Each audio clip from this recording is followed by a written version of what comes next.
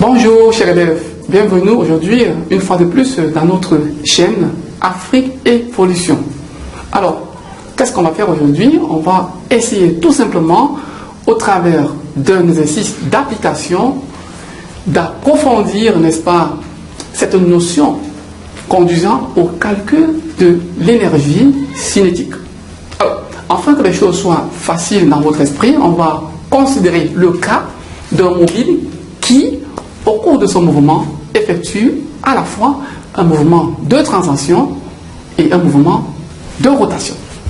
Alors, on va s'amuser sur quel solide? On va s'amuser avec le mouvement d'une voiture. D'accord? Vous savez que la voiture a à peu près, je ne suis pas trop fort en dessin, la voiture a à peu près cette forme-ci. On va supposer que c'est une camionnette. Hein? Je dis, je ne suis pas trop fort en dessin. Voilà. Une camionnette, chacun de vous l'a déjà vu, possède 4 roues. Voilà, à peu près. Voilà, là c'est la roue arrière, la deuxième roue arrière. Et là, ce sont les roues de devant. Ça fait 4 roues. La première roue avant, deuxième roue avant, mais qui se trouve de l'autre côté. En technologie, on parlerait de vue de derrière. Alors là, en vue de face également, là, c'est la troisième roue, et là c'est la quatrième. Alors dans le cas d'espèce, on va supposer que toutes nos 4 roues sont identiques, qu'elles possèdent toutes la même masse. Qu'on notera par exemple ici, petit m. Donc petit m, n'est-ce pas, c'est la masse d'une roue. Alors, vous voyez, notre roue possède là une caisse. Voilà, notre véhicule possède une caisse. D'accord? C'est-à-dire cette partie métallique là. C'est sur cette partie métallique là qu'on retrouve par exemple la porte, qu'on peut retrouver les marchandises à l'intérieur. Souvent que toutes ces carcasses-ci, c'est-à-dire toutes ces parties métalliques, possèdent une masse grand M. Donc on va appeler grand M, n'est-ce pas, la masse de la carcasse. Alors, voici notre véhicule. On va essayer de dessiner la piste. C'est la route de déplacement. Donc le mouvement a lieu dans ce sens, ça c'est le sens positif du mouvement. C'est-à-dire le bonhomme c'est M d'une vitesse grand V. Alors, qu'est-ce qu'on veut faire ici? Nous voulons nous amuser à calculer l'énergie cinétique développée par ce véhicule ou par cette camionnette au cours de ce mouvement. Alors, pour y parvenir, la première chose à faire, c'est d'essayer, n'est-ce pas, de numérer les différents mouvements qu'on retrouve à l'intérieur de la camionnette au cours de son avancée. Alors, pour y parvenir, observons bien notre véhicule. Une analyse, n'est-ce pas, succincte de notre véhicule montre que, au cours de son déplacement, ces roues, qui sont au nombre de 4, effectuent chacune un mouvement de rotation, qui provoque bien évidemment l'avancée de notre camionnette. De même, lorsque la camionnette se déplace, toute cette carcasse-ci subit une translation qui est parallèle à la piste. Par conséquent, la carcasse effectue un mouvement de translation. D'accord? Qui est un mouvement rectiligne.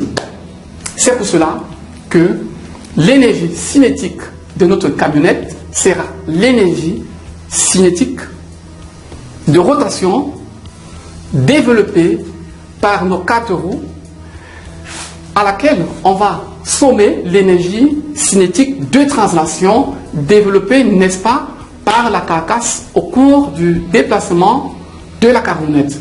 Alors, comment calcule-t-on l'énergie cinétique de rotation des 4 roues? C'est tout simplement l'énergie cinétique de rotation d'une roue multipliée par 4. Car, souvenez-vous, au début de notre vidéo, nous disions que les 4 roues étaient toutes identiques. Alors, par conséquent, l'énergie cinétique de rotation, ECR, énergie cinétique de rotation, c'est égal à 4 fois l'énergie cinétique de rotation d'une roue. Petit r représente une roue. Ce qui donnera 4 facteurs de 1 demi de J oméga, n'est-ce pas, carré. Alors, nous disons tout à l'heure que oméga n'était autre que la vitesse, n'est-ce pas, angulaire de la roue. Et oméga, vous le savez bien, est lié à la vitesse linéaire V par la relation oméga égale à V sur R.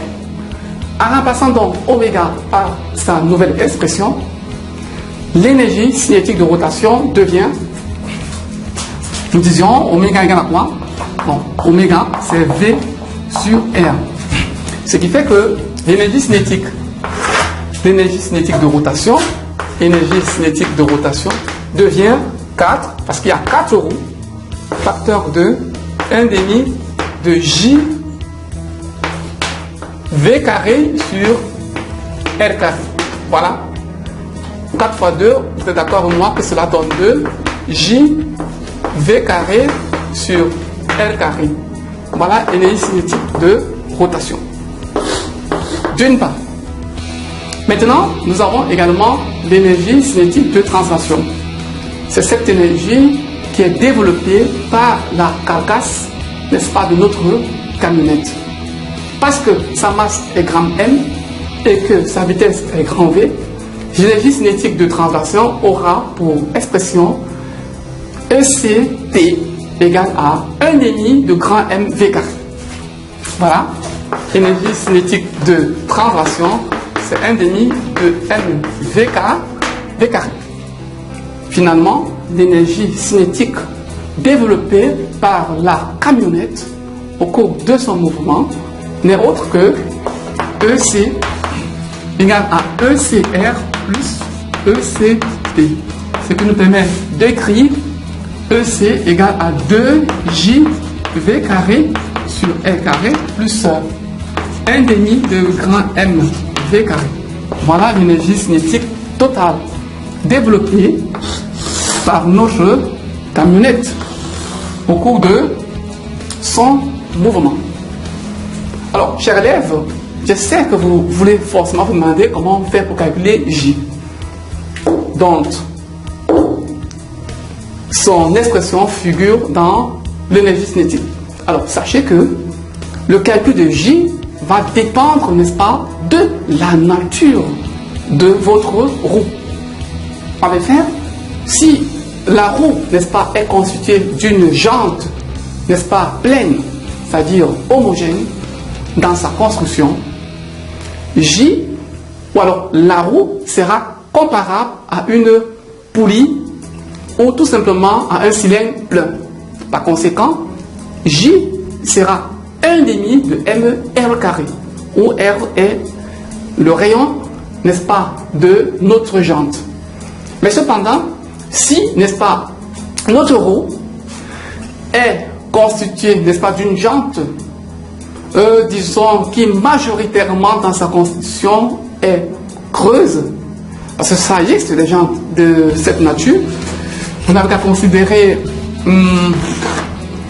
les jantes de cette forme-ci, c'est-à-dire des jantes munies de rayons, dont on trouve sur les roues de certains véhicules.